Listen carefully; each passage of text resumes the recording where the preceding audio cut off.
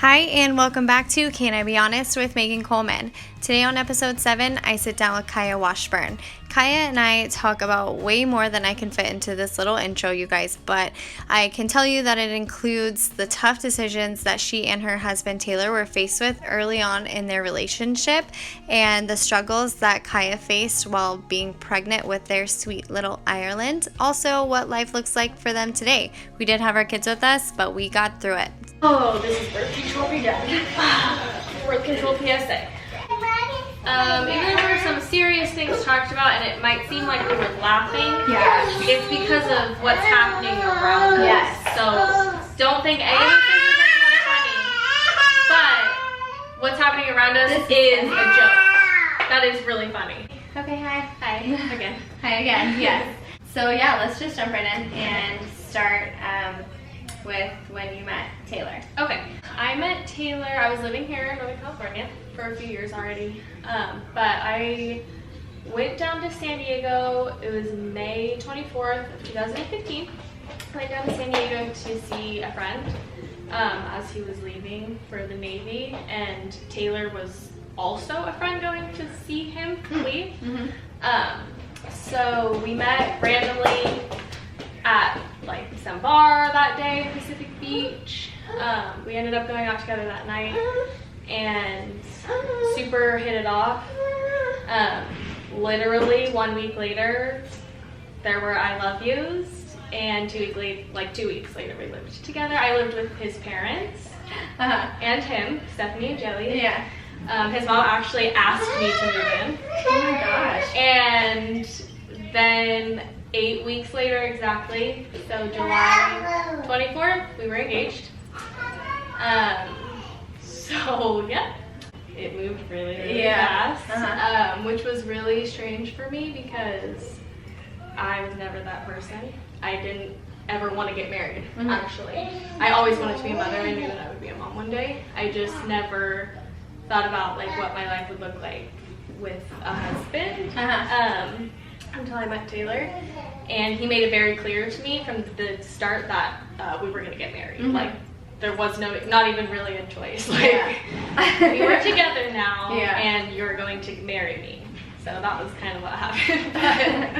But it was great. I just kind of went with it because I knew that I really loved him. I loved him really fast, which was kind of scary, but also for me. You got your shoes to buy these? Oh, yes. Okay, so, yes. So that was super weird. I mean, not really actually. For the people that really know me, it wasn't crazy because it was, I would never have done anything like that unless I was 100% sure. There was never any questions as to, like, are you sure it's not too fast? No. From my immediate family, absolutely not. Everybody was super supportive. For him, too. Like, his parents, like, everybody was just really into the idea of us getting married after our couple months. But for a lot of people on the outside that knew me and Taylor, it was kind of crazy. Okay. So yeah, crazy, everybody, you know, whatever. Of course, it was a whirlwind. But for me, I still had a lot of things that I wanted to do. Yeah. That didn't change. I wasn't ready to just throw in the towel, get married, be a mom, and stay home for the rest of my life. And I was only 22. I was gonna say, yeah, you were super young. I was 22. Yeah. So, I had brought up the idea of, because at the time Taylor was super into like buying a house and really just settling. That's what he wanted. Yeah, he was ready, and I was ready for that too. I just wasn't ready right then. So I had brought up the idea of moving to Maui, which is where I lived for a while growing up. I had already, before I met Taylor, been thinking about going back for a little bit. And Taylor, as you know, is a very he never lived outside of Roseville or like within miles, you know what I mean? He had traveled and stuff, but he had never really experienced anything outside of this place. Yeah, so I brought up the idea of moving to Maui. That was crazy to him. not even something that he could have, I think, even pictured. And then his mom was like, I want you to move to Maui with Kaya. And he was like, okay, sure. So we literally left. We had plans to leave in January. We had bought tickets. January 4th was the date. We had planned and saved for about 4 months before we left. And right around the time that we had decided, actually it was a couple months later, it was in October, so a few months before we were going to leave, I got pregnant, and that was not planned. That was a big surprise, and I found out in a really surprising way. I had gone to just the doctor to get, I had a bad pap smear come through, and I had precancerous cells like all over my cervix. Yeah. And so when I went in to find that out, they brought me 2 things. They brought me this, where my pap smear was bad, and what they were gonna have to do about it. So they said you have precancerous Oh, cells. yes. Okay, bad. Okay, pap smear, and you're pregnant. So you can have a baby, and we can deal with this later. Take the risk, basically, and leave it as what it is, and have a baby. But honestly, in that moment, I had complete clarity. I was not ready to have a baby. There was no, I loved Taylor so much. We were already engaged. We had plans to be together forever. Yeah. And a super supportive family. Like, everybody in my life would have been super happy. It just wasn't the time. No, it wasn't right. It wasn't right for me. I just knew that. I just knew that if we waited just a little bit longer, that it would be right. I knew that if I had that baby and made that decision, then it just wasn't gonna work out for me and Taylor. We weren't strong enough yet to do that together. It takes a lot to raise these things, man. It can really make or break a relationship. You have to be really strong to survive children. But yeah, I just kind of felt like, I don't know how to explain it. I feel like I thought my whole life leading up to that moment that I knew what I would do in that situation. I never in a million years would have ever thought I would be somebody that could say I have an abortion. Never. I had family members that had made that decision. I was never not supportive. I always understood it, but I personally could never thought that I could make that decision. People used to ask me all the time, they'd be like, there's no way I would ever have an abortion. Yeah. And like in the situation especially that I was in with the love of my life, gonna get married, he already wanted to marry me. You know, it should have been easy, but it wasn't. Yeah, I went home that day already with the decision made up in my head. I sat down with Taylor and he made it very clear that he was totally down to have a baby and still move to Maui and still have all the plans, but I knew that that just wasn't a possibility. It's, first of all, Maui is much more expensive. But so he was really supportive of anything. I had to take a really hard look at my life and see what I wanted and where I wanted to be. Did I want to struggle forever? No. If I had an abortion, the only thing I didn't account for was the physical effect it would have on my body. It was brutal, to say the least. I did not think it would be like that. For anybody that's ever gone through it, man, I feel for you. It was not pleasant. But luckily I had Taylor. He was super supportive of me and helped me a lot. We still moved to Maui and we had a beautiful time. We were there for just under a year. Everything that I needed, I got. Yeah. We were there. We literally grew the roots to the foundation of our relationship while we were there. Yeah. We learned a lot about each other and we solidified everything in Maui. In October, my dad, he was suffering, he had brain cancer. He was suffering for years. But this was the point where it had come to, he was on hospice. It was time to come home for me, basically. I got the phone call. I literally left the next day. I left all my life in Maui and Taylor. He was there for 2 weeks and he was responsible for shipping a truck and our whole house full of everything back home. I got back to San Diego just in time. We had actually planned to stay engaged for a couple years and go have a big wedding like in Tahoe or something like that. Oh my god. What is wrong with us? He ended up flying in like 3 hours after my dad died. He got there like literally just a few hours after they removed his body out of my home. And unfortunately, we thought he would make it. He didn't. We got married 5 days later was the date scheduled. He didn't make it that long. But our wedding was super small. It was right on the beach, just like 16 people. It was amazing. I wouldn't change it for the world. I'm super glad we did it that way. It was beautiful and great. And then we moved back up here. And then, you know, like 2 months later, just like they say, I was pregnant. Just like that, like right after we got married, puppy, pregnant. Oh my gosh. And unlike before, it was a completely different feeling. Yeah. I had no reservations this time. It was a completely different situation. It was great and beautiful for like 10 weeks. And then at 10 weeks, I was violently like hit with the stick so hard I couldn't move. I got diagnosed with hyperemesis gravidera, HG. People always call it HG because it's easier.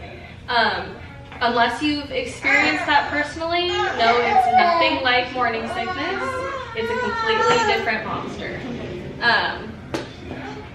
And at my 20-week appointment, which is usually super exciting, you go and see like their fingers, you see everything about them. I was 25 pounds under what I started, incredibly dehydrated, and they basically told me that there was one of 2 things that happened. The baby would continue to take everything like she was and grow to the point where I would not survive, or the baby would not survive, basically. They were telling me I couldn't carry the baby full term. I needed to go on bed rest immediately, quit my job. You got this? And they wanted me to go 3 times a week to go get like hydration infusions and a bunch of stuff for morning sickness. They put me on a bunch of pills. That didn't work for me for very long. It lasted about a week. I had really good health insurance, and each one of the infusions for 3 times it was $1,000. So they wanted me to go. This was at 20 weeks pregnant. I didn't give birth until 30 and a half weeks. This was supposed to be 3 times a week, every week for the remainder of my pregnancy. That's with health insurance. What they were giving me was promethazine, and the pills that they had given me to try didn't have great side effects were not great when I was reading into it. Yeah, like on the baby. Yeah, and I was working at Yard House at the time. I was a server, so I was super on my feet all the time. Even at that point in my pregnancy, I was still working like 4 times a week, and was violently ill at work all the time. But there was just something inside me that was telling me that I could not go on bed rest. I am somebody that can get super depressed really easily. Like if I'm inside for very long. Being confined to bed gave me the worst anxiety that I could possibly imagine. And Taylor and I had a really long talk, and we had to really look at our options and look at what we were doing, and we decided to take it into our own hands, go against what they were telling me, and follow a more holistic path, more alternative path, which saved my life and saved my life. In the end, all of the doctors and all of the nurses, I mean, they had all of my self-trial. I was always very honest with my doctors about how I was treating myself and what I was doing, so they knew that I was not taking the medicine and I was not doing that anymore, because they could see a difference. Like, when I came back at like 30 weeks compared to what I should have looked like and should have done, they were like, what? How are you? You look alive again. And in the end, I had a perfect delivery. I wasn't attached to anything. I went into labor like starting in the middle of the night of Taylor's dad's birthday, so the 27th, and then I was basically in labor, contractions like all day. It took all day until the next night to like really be in full active labor. Yeah. And at that point, I went in because I thought I was dying, but it turns out I wasn't yet. And not even close actually. And they gave me this funny little pill and told me to go home and go to sleep. And when I got into the car from them sending me home and taking this pill, I became violently ill. And Taylor went to Taco Bell because he was hungry and I was throwing up on the side of the Taco Bell going into labor. And you're nasty right now. You're a nasty little thing. He's so sweet and you're being nasty. Taco Bell, that's great. My husband's great. We got all the way back home. Was at home for about 20 minutes and then it's time to turn around and go back because I was in. I mean, like, it was time. Like, there was no way it wasn't time to go back to the hospital. So when I went back, they were like, "What? You're here already? You're not supposed to be back until tomorrow morning." And I was like, check me. And it was definitely time to go in. I had planned throughout my pregnancy to try and have a natural birth. Like, I didn't want the epidural. When I went in, I had the flu. I had already been admitted like a few nights before because I was so sick. Somebody save us. So yeah, I was super sick already, like contagiously ill when we went in, not to mention just violently ill. When I finally got like into the room, I was throwing up blood at that point because I had nothing in my stomach and I'd been throwing up for hours profusely, for hours for days. And when they asked me if I wanted the epidural, I was like, yes. I just need to take a nap. I just need to go to sleep, that's it. I slept for a few hours, woke up because I was in pain again, and I like clicked the little button to tell her I think I needed, you know, like, to check me or something. She was like, oh, there's no way. People kept telling me the entire time since I got there the same thing. Oh, it's your first baby, you'll be here for a while. That's what everybody kept telling me, that it was gonna take forever. She said it again, you're gonna be here for a while, don't worry. She checked and she was like, oh God, it's not a push. Your doctor's not here. I gotta go find the doctor, basically.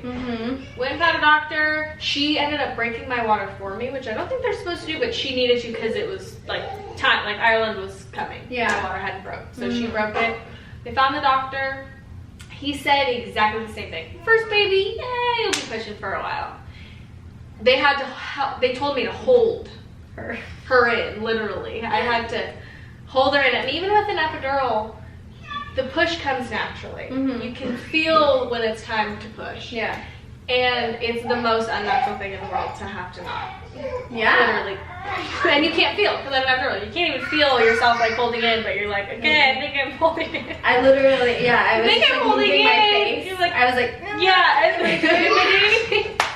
Right, and so he came, it was like 2 or 3 pushes, and she was out. And she was 5 pounds and 13 ounces, and she was perfect. She was small, but nothing that was abnormal. Like, she was actually more than we thought she would be. Way more than they thought she would be.